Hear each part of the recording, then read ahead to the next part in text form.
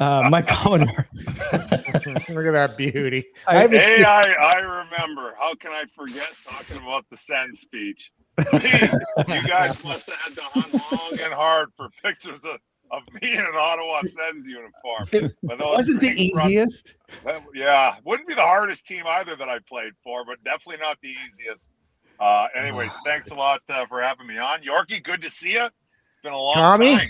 It's been a long time. I actually never got a chance to run into you when you were playing with Ottawa, and I said to Wally, he's been trying to get you on for 2 years. I could have got you. I could have got you, Commie. You haven't been trying very hard. I haven't been ignoring messages. Sabolsky said you might ignore it, and I didn't want to follow up because I was like, "Who is this guy?" So I just left. No, Sabolsky's full of shit. Well, I'm happy you're here, by the way. Nice to see you again. Commie, so it's funny when you think of guys you played with, right? And I forget all the stuff on the ice. I forget plays. I can remember one goal, my first goal. Whenever your name comes up, I think of one thing. I don't know if you remember this because it was a long time ago. I was in Cincinnati. We were both in Cincinnati for the same reason. We can talk about that later. Yep. You had this I think it was a little white Ford Ranger pickup truck. And I think like you were driving this thing and you looked like you were in a little clown car. Oh, yeah. remember that little truck? I do remember that thing. Well, I had to rent that thing because I had grand ambitions about making the team in Anaheim. So I drove out there. Mike Babcock says I didn't work hard and didn't care.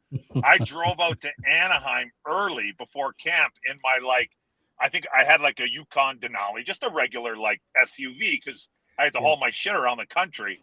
But then when I got cut right away in Cincinnati, I didn't have time to drive to Cincy. I had to fly out, and so I rented a car. But yeah, I do. I had that thing for a little bit while you were there until my my regular car came in. But I think that thing got left in the middle of the road a couple times after the bar. You just would leave it there.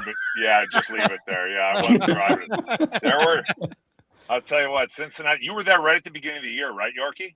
Well, I'm the original guy that got screwed by Babs. Original. Because he thinks you're taking all the credit. I was the original. I was the original because I was there in Anaheim with a freshly signed 3-year deal, and Babs came in that year and just turned the house upside down. As you know, he comes into town, and there were 3 of us. I don't know if you remember Denny Lambert, a little tough guy, great guy. Yeah, I fought him in camp. I remember him, Denny was there. German Titov, one of the nicest guys, skilled Russian. I remember him there too. So us 3 guys were told we had to practice on our own during training camp. We had a special time just for us 3. You guys practiced at around 10. We had to show up at 1 and practice by ourselves because we had the 3 of us had signed 3-year deals the year before. When the new coach, when Babs comes in, he wanted to change everything. So Denny and German never played again. They got sent home, never played. But I had to go to Cincy and wait for a trade. That's what it was. You lit it up in Cincy. I remember that. Remember that? Oh, dude, I remember. I left you guys. You lit it up. You had 3 or 4 goals. You were like a goal a game. That's because we were out drinking every night. There was nothing to worry about. Jason York had 3 goals, 5 points in 4 games. See what I mean? He torched the place. I do remember Yorkie and I were hanging out a lot, and at the end of the day, I guess it's a great thing you got the hell out of there, Yorkie, because let me tell you what, there was a lot of boozing going on that year in Cincinnati. I was lucky I got traded out of there at the deadline, because I was going down the path, the path that I didn't want to be on. But anyways, thankfully I got out of there. It took me a little while to do it, but I got out of there. But it was fun in Cincinnati. I will say that. But you know what I got traded? I got traded for $1 bill. $1 bill. No, I didn't know that. And Nashville like the Chris Draper trade.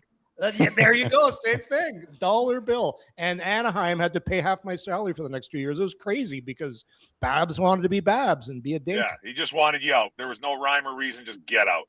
Get out. This is like a group therapy session. Oh man, Yeah. we don't need to talk about anything else. Let's just talk about Cincy. And well, good for you for getting out of there, Yorkie. I don't know. Have I seen you since? Maybe once. I have not seen you since you were cruising around in that Ford Ranger. Oh my God. Okay. God, that's 20. Jesus, that's 23 years ago. We were old, 0203. dude. Yeah, that was Wow. a long time ago. Long time ago. God damn. 24 shocked years you- ago. I'm shocked you It was guys don't 02. show up for the Cincinnati alumni games. Oh, Hey, You the had- only you- good, by the- the only good part of that place was Brad Shaw was there, and and Shaw's he's an amazing guy, like just a wonder. And he got out of there. He had that. He's still coaching. Wonderful guy. Which he is a nice guy. That was his first year head coach, and every time I see him on TV, I remember he was a very nice guy. Don't get me wrong, but and it was his first year, so give him a bunch of breaks. Like there's lots that goes on, and everything's new. But I remember him before I got traded, we were having beers on the bus, and he came back, or it was something like that. And I distinctly remember him saying, "Man, I don't know if this coaching thing is for me." I remember him saying that. And so, You wore him down. And I remember that every time I see him on TV, I'm like, dude, 24 years ago, you told me that you didn't think this was for you. And here he is. He's still going. Still going. Still going. Okay, I wasn't going to ask you about guys on this roster. However, you played with Ilya Brizgalov for 54 games there. What a Was beauty. he? I had him for the outdoor game. I was at that scrum where he talked about having tea on the bench. Was he as odd then as he was any other time? Yeah, I really liked him. I think everybody liked him. He was a good guy, and obviously everybody could tell he was a good goalie, but he was definitely weird and different. There was a couple of times that I remember, in Cincy, you're constantly in the American League in general, especially, you're bussing. We were bussing to Chicago, bussing to Milwaukee, bussing to Cleveland, bussing all over the place. So we go on these bus trips, and I remember distinctly a couple times, waiting for the bus to leave in Cincy, we're at the rink. It's time to go. We got to go play another 3 and 4, 4 and 5 on the road. Let's get on the bus. And there's no Ilya. And we're like, where's Ilya? And Ilya's just not there. And it was just kind of okay. And Ilya had something come up, and somehow we'd make it somewhere on the road, and Ilya's here. We're like, all right, well, you're playing. But nobody really there wasn't any discipline. Maybe there was some behind closed doors or anything or something. But it was just kind of Ilya's just Ilya. But like I said, I can't stress enough, he played hard. He worked hard. And everybody liked him, so everybody's just that's just him and whatever. I mean, it wasn't we had a great team anyways, so, yeah. I mean, really, who cares? But, yeah, as far as, anything else on him, that's what I remember most. By the way, before we move on, JF Domfus, small world, his kid and my kid played together in hockey last year. I hung out with JF a bit while I saw him in New Brunswick. So, well, what a nice guy. I got traded. Yeah. Me and JF, I haven't seen him since those days either. JF and I got traded together twice. Oh, wow. That was I haven't seen him. What a nice guy he was. He was a great dude. I hope he's doing good. Well, I got to move on because I told you I wouldn't keep you forever, which is a lie. Well, I could talk. You can tell me to shut up. I know. I want you to. I will say you're playing with a couple of coaches who are now in the Stanley Cup final, or not in the Stanley Cup playoffs. Marty St. Your thoughts on him being a head coach, and did you ever think he would be this successful without having really a coaching pedigree before he showed up in Montreal? You know what? Marty St. Louis is one of those guys that I played with. I didn't play for him for long. I got traded there. It was right at the end of my career. I mean, I was done. The writing was on the wall. So I played 15 games with him, and I was around him for a few more months because the lockout hit and everything. So wasn't fortunate enough to play with Marty for very long. In saying that, I would listen to him and watch how he would talk to other guys and watch how he would practice. And it doesn't surprise. And I talked to him a little bit, and it doesn't surprise me that he's a really good coach. Was I surprised when he got hired? Yes, I was. But the main reason for that was because a couple months before that, Marty called me, and Marty was at home, and he was maybe a few months, call it 6 months before. Marty called me, and he said I'm starting a fund. And I'll make it really short. Mike, I'm starting a fund. We're pooling together some money. I'm putting in X amount of dollars. I want you to put in this, which was significantly less. but still a good amount of money. And I'm spending my time. I'm going into New York City. I'm going over this private equity stuff. I'm working on this, blah, blah, blah, blah, blah. I'm like, all right. I talked to my financial guy. My financial guy's like, hey, like, if you like Marty, what the hell? If you lose it, it's not a big deal. I'm like, all right. So there was like 12 of us that got in on this. It's called 7-7. So we get in on this thing.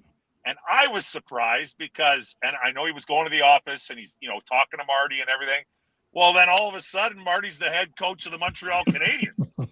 And I'm like, well, I thought he was investing my money. Now he's coaching the Canadiens. So I laughed and I messaged Marty. I'm like, hey, what's going on with that? He's like, Mike, they're in good hands. I go, Marty, I'm just giving you crap. Like, I know it's in good hands. But anyways, to fast forward, now till like, to wrap up how that's kind of going. And Marty works hard at things and Marty's a good dude. One of the things we invested in was Live Barn. Now looking back, we should have put every dollar in there, but we spread it out. But looking back, we invested in Live Barn. And just like as of 3 weeks ago, we got our principal back plus a little bit. So it all worked out. And it's working out great for Marty. You can tell the guys love playing for him. Oh yeah, 100%. You can 100, just like I know Wally's going to segue, just like Roddy in Carolina. Yeah, like whenever I hear him talk, I want to play. I'm like, I want to play for this guy. Like it's unbelievable. Yeah, whenever I hear Roddy talk, I kind of laugh to myself because I'm like, I didn't know the guy did talk. Well, was he quiet? Was he a quiet teammate, Commie? Oh yeah, he was quiet. Like he wouldn't talk very often. Like he led by example, and I was there longer than I was anywhere else, almost 3 years, and I don't really remember him talking too much. So whenever I see him, that they come in, they love having the cameras in post game now, and he's bouncing around and all this. Yeah. I'm like, wow, I have never seen that before. And I know it's not like it can't be a comfortable thing for him. You can tell he's kind of jittery and like, it can't be like super comfortable for him, but he's really good at it and he's done a hell of a job, obviously. Oh, absolutely. Did he have the biggest quads you've ever seen?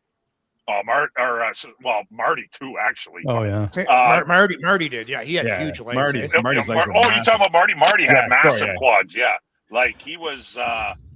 Obviously at his size, and he played. He's like, they kind of played differently a little bit. And Yorkie can speak to this better than me, but like the Theron Fleury a little bit, and a good buddy of mine and he might be a little bit bigger than. Well, he is bigger than Marty. Ray Whitney a little bit, but.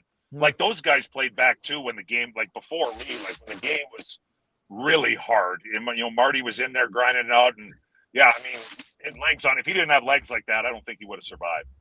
No. Okay. No. I got before we get to Ottawa, one last question, and that is going through looking at pictures, and I find this one headshot, and I'm like, I have no recollection of this. Okay. Here's your headshot from Anaheim, which you never played, and because you only played in Cincinnati, you look so happy. I don't see the headshot. Am I supposed to be able to see it? Oh, you can't see it? Oh, this is I can't see it. You guys went over. You guys can see the four of you, and I got no headshot. I had headshots before. I can tell you where that's from, though. But I did find a headshot of you with the Anaheim Ducks. Okay. Wow. I didn't know that existed. So I did. I got officially called up by the Ducks one time. I'll shorten the story up so I don't talk too long. So I get sent down. Babs buries me, says I don't care, says I don't work out, blah, blah, blah. I get called up maybe a couple months later. And immediately we're playing a game against wherever Darcy Horton. I think we were playing Nashville or something like that. Game's the next day. Immediately, I get called up. We're supposed to have practice. I think I practiced. I can't remember for sure. But I have to do a fat test right away. This is like 6 weeks after training camp, maybe 2 months. I've been playing the whole time. I'm like, okay, sure. So I'm the same body weight. Exactly. It's 6 weeks to 2 months after camp. I'm the same body weight. I've been playing. I haven't missed the game, blah, blah, blah. This guy, and he was a brand new fitness guy. He's North Dakota guy too, which is a little disappointing, but he does the fat test, and it's the fat test. They did it with like 3 spots. So it was like here on your shoulder or on your bicep, your gut, and then your like lower back. Hey, look, you could make, unless you're Rod Brindamore, you could make somebody 6% body fat, or you can make them 40, depending on how much you grab. Yeah. It's not the most. It's all in the squeeze. It's all in the squeeze, 100%. So I want to stress, I've been playing the whole time. I'm the exact same body weight. Well, when I left camp, I was like 9%, I think, and that was good for me. I come back after doing this. My body fat was like 26%. I literally laughed. I'm like, the guy's name was Sean. I'm like, Sean, that's like not even possible, man. He's like, I gotta go show Babs. I go show God. Babs. I go, I'm done here anyways. So anyways, Babs waits till I'm like with the team after like working out, tries to embarrass me. We get an FU match. He leaves the room. The guys have actually loved it. I'm like, I am done around here. And then the next day I took warm up on the wing. And the only way I was playing, it's the only time I've ever been a forward ever. And the only way I was playing was if Darcy Hordichuk was playing. And probably, thankfully for me, Darcy was scratched, so was I. And I was on my way back to Cincinnati. Wow. That was it. I didn't even know there was a headshot. You have to send me that after, because I'd like to see it. I will say you look so unhappy. Yeah. Why would the trainer bring 26%? It's not. It's like it's not possible. No. Like if I'm the same, I get it. Maybe if I showed up 30 pounds heavier, I was the exact same body weight as 2 months before. How am I supposed to gain 13% of fat? Like, did I lose all my muscle and some bone? I'm not sure. But anyway, that's funny. What a great Euro 203 was. God. After you left Yorkie, it all went downhill. Thank God I got out. Oh, thank. Well, then you lucky stars. So you win the 06 Cup. 07, you play all 82 games. Then you get traded to Ottawa in 07-08. In fact, did you know it was coming before I get to the whole John Paddock stuff? Nope.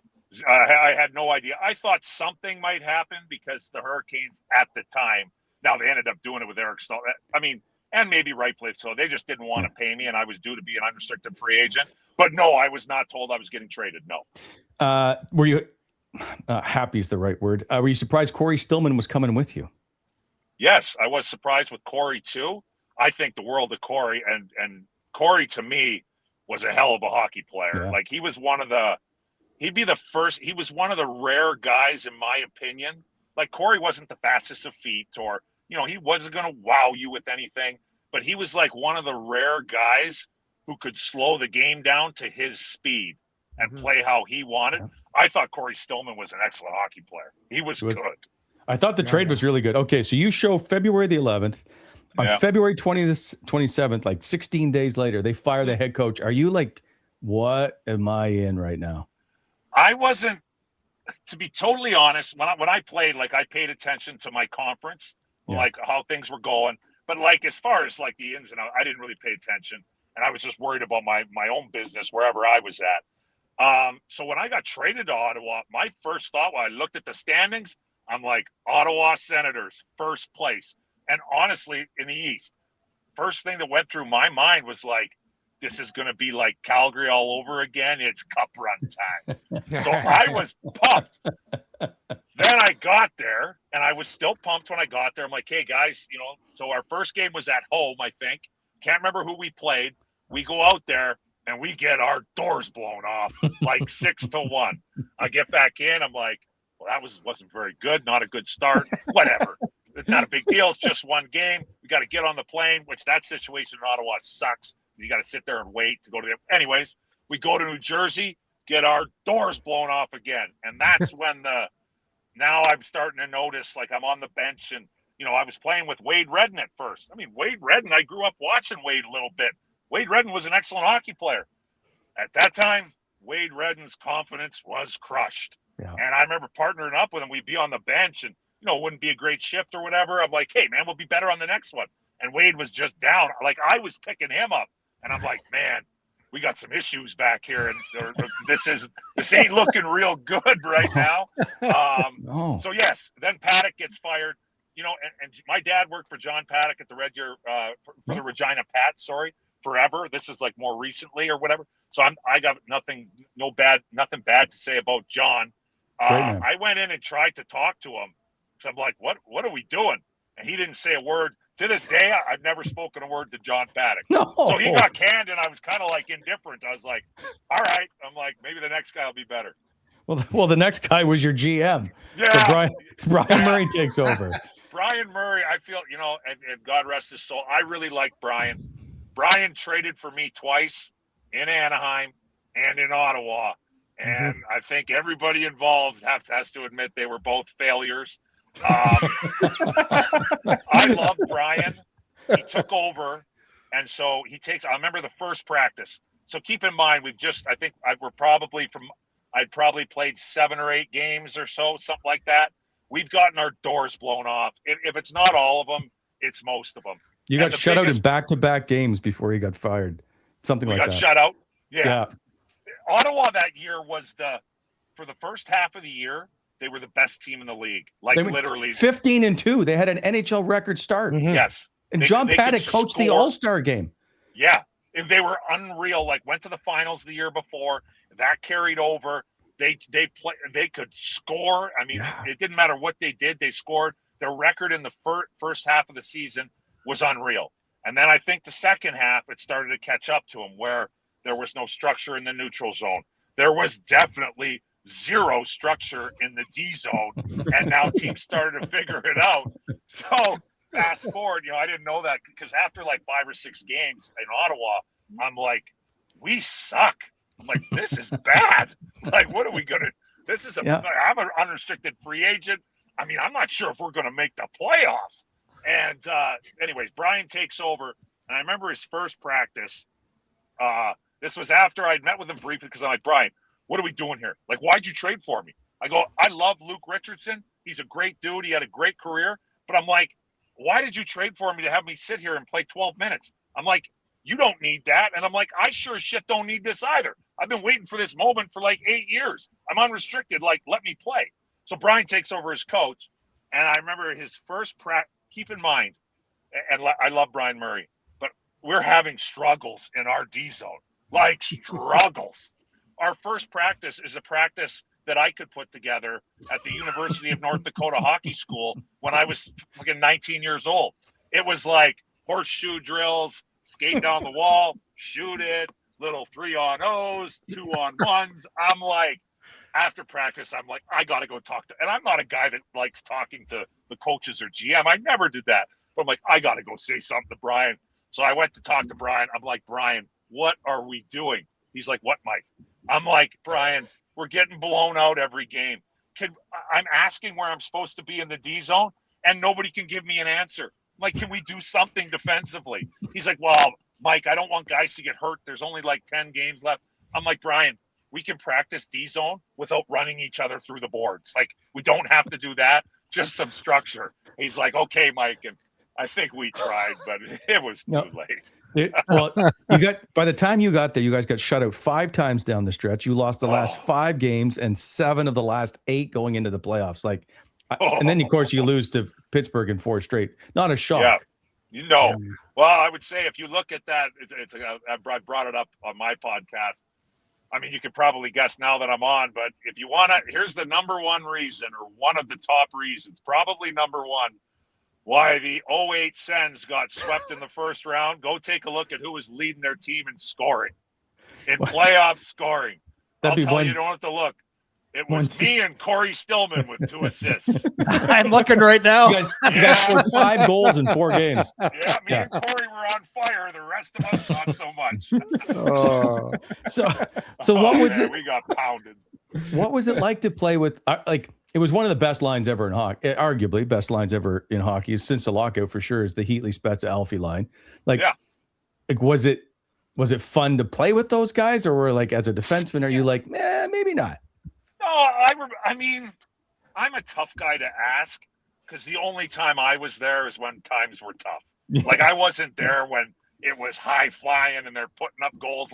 I mean, that looked fun from when I was on Carolina and they were torching me. I'm like, man, these guys can really play. So I'm not the right guy to ask because I didn't see both. I just saw the one side.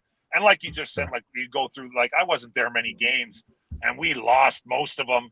Like, it was too bad. Great guys. Like, I still see Danny Heatley to this day. Like, he's out in California, and I go golfing with him once in a while. Like, it was a great room. That was one thing too that was of that year, because that year when I first walk into the dressing room, all I know is that the Ottawa Senators are in first place. I remember getting pounded by them multiple times throughout the year, and I remember seeing a highlight on TV of Ray Emery and Brian McGrattan scrapping during a practice. That's true.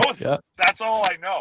And then there was rumors of like, this locker room's a catastrophe and this and that. So I did hear that, and I walk in the first time, and where's my locker? Right in between Ray Emery and Brian McGrattan. It was the three of us on a little bench. And I remember looking, I'm like, oh, Jesus, this is going to be interesting. But all that stuff was rumors. Like, the locker room was awesome. Ray was awesome. Brian was awesome. Everybody got along. It's just too bad. Like I said, I think if I had to guess, just with only being there for that time period, I think they were so talented up front and had some talented D-men that they just got so used to just like freewheeling it, and it was working, that sooner or later that catches up to you. And I was there for the part where it caught up. Hey, Commie, non-hockey question. I want to ask you this for a long time, because I see in California, I see in Calgary, I see in Vancouver. Where do you live? Like, It's a good question. It's a good question. I've been a little bit. Good question, Yorkie. Right now, what happened to my questions? Your questions are good too. I'm in Phoenix right now, but I basically go back and forth Phoenix and Calgary. Is what I you got a place in Calgary, place in Phoenix, and those sort of. I did have that, and then COVID hit, and prices were going up. I'm like, and I wanted to get out of both places for different reasons. I just wanted it. So in my infinite wisdom, I'm like, okay, I'm getting a decent price here. I'm going to get out of this condo in Scottsdale. I'm going to get out of this townhouse in Calgary. Sold them fast. I made a little bit of money, but not much, thinking that I was just going to turn around and get two more places. Well, I was wrong, because Calgary has skyrocketed, and so has Scottsdale. So I've been renting for the last, I'm good at it, so I don't care, but last 6 years now, 5 years, 6 years now. So it's been 6 years. Yeah, 6 years. I know. Hey, did you ever play with Steve Shields? I did not. No. You guys would have got along splendidly. Like, I've heard good things about him. Absolute beauty. Loves poker. Great guy. But you know what he did? Just thinking of renting. Every single place this guy played, he would buy a couple houses. So when he retired, he had like 12 houses all across the NHL, and he was renting them out. But what a smart move, eh? Like, more guys should do that. Yeah, that is a good move. Is he an Ottawa guy or no? Shields, same thing. I don't know where he is. I need to ask him the same question. Where do you live? Because I have no idea. I haven't seen him since I played with him in I think it was 02, 03. Okay. Yeah, I've never met him. I've never been around him. Great guy. Okay, I got to get you back to Ottawa, because so it's too bad you can't see the video, because I want to ask you about the opening of I don't playoffs. Need to see the video. I can't. Don't worry about this video.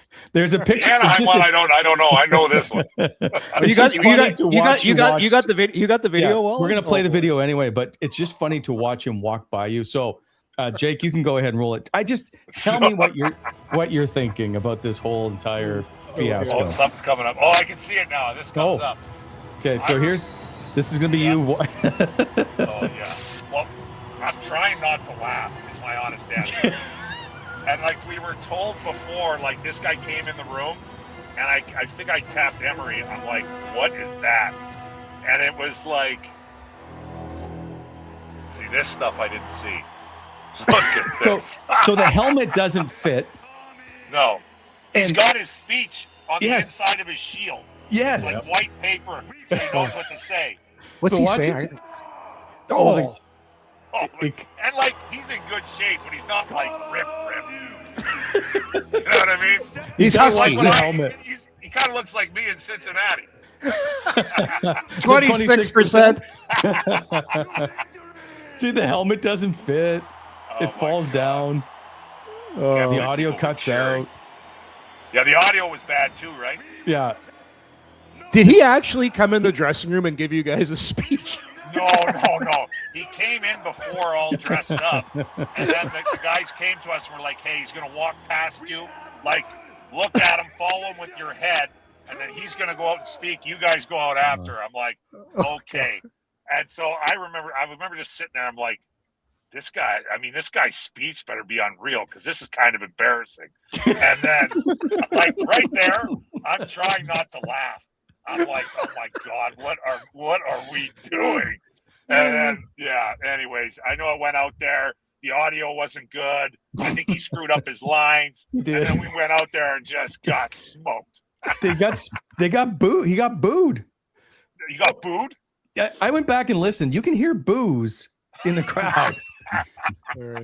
Well, I'm going to blame it on him because I think those carried on to the game too. I want to go back into whoever had that original meeting that said, you know what, we should bring out a guy in a suit of armor and have him do a speech. But that was Eugene blamed Roy Malacker for that. Yeah, there's no way Roy wanted to do that. Roy? Yeah. I don't think it was Roy's fault. I remember Roy.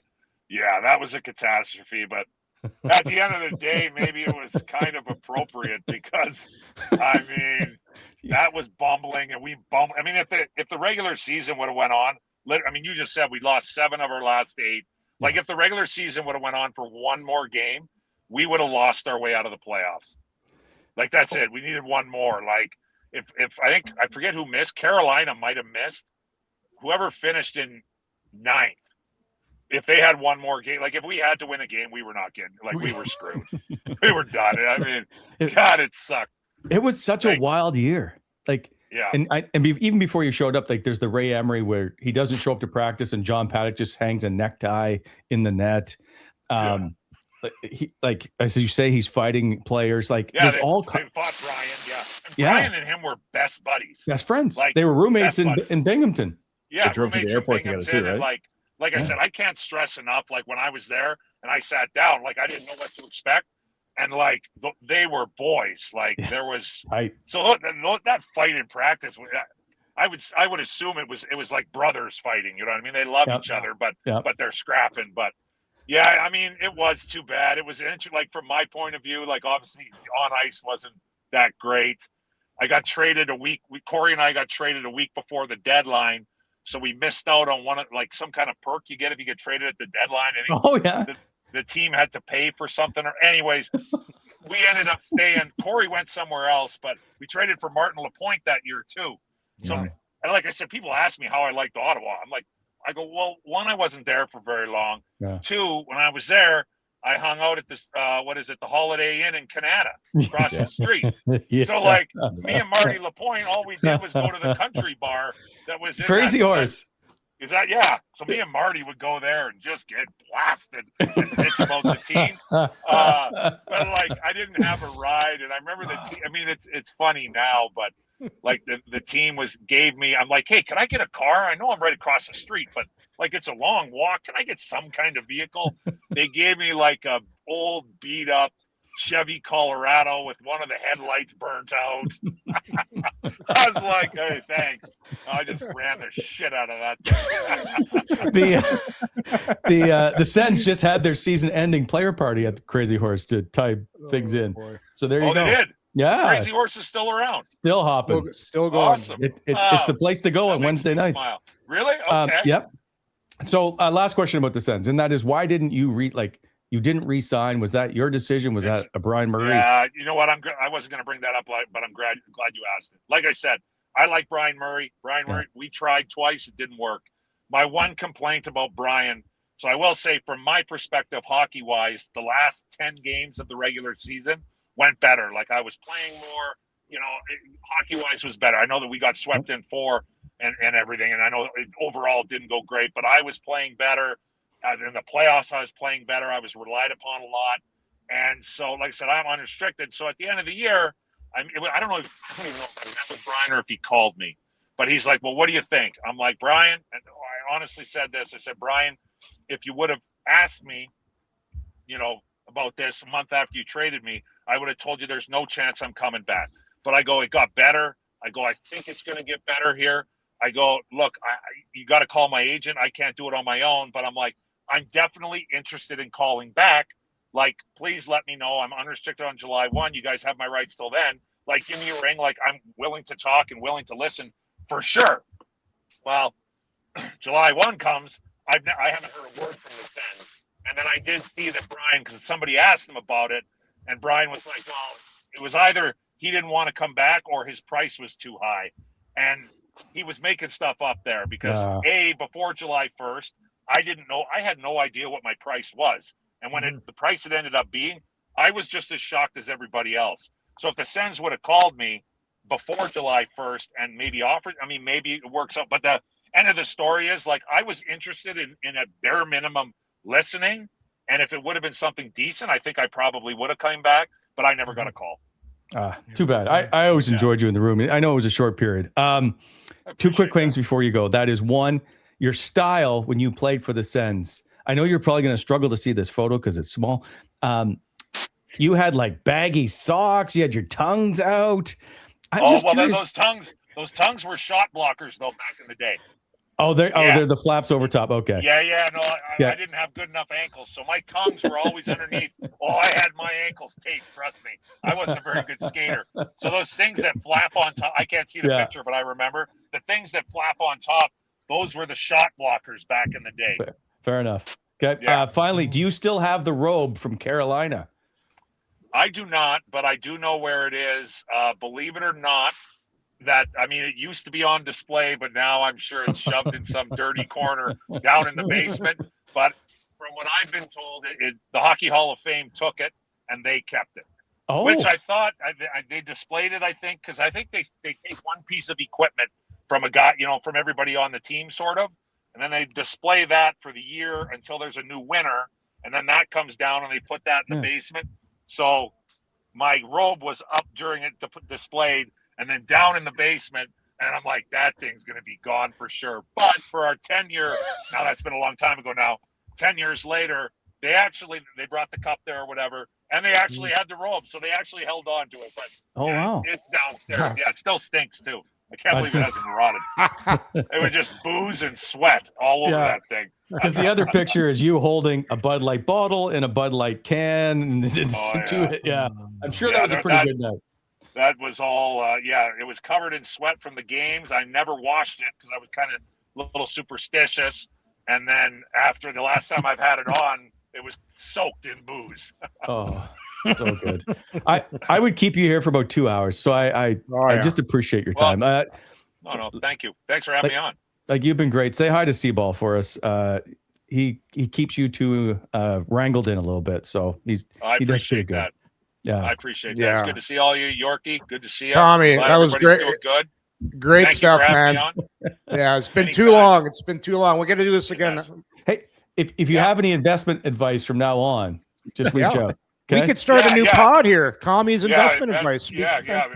Well, until I tell you about some other stories. That one Marty story and the rest of them, you're not gonna like the rest of them. Hey, Commie, I wonder if that goes on in today's game. Back when we played, there'd always be a guy who would come into the room. Hey, yes, I got a buddy that's got this thing. You want to throw some money in? A car wash. Yeah, sure. Money's gone. I'm sure it goes on to some degree. I would think. Who knows? Yeah, 100%. Who knows? All right, Commie. Thank you. Well, I'm going to reach out again. Thanks, guys. I appreciate your time. Whenever. Thanks a lot.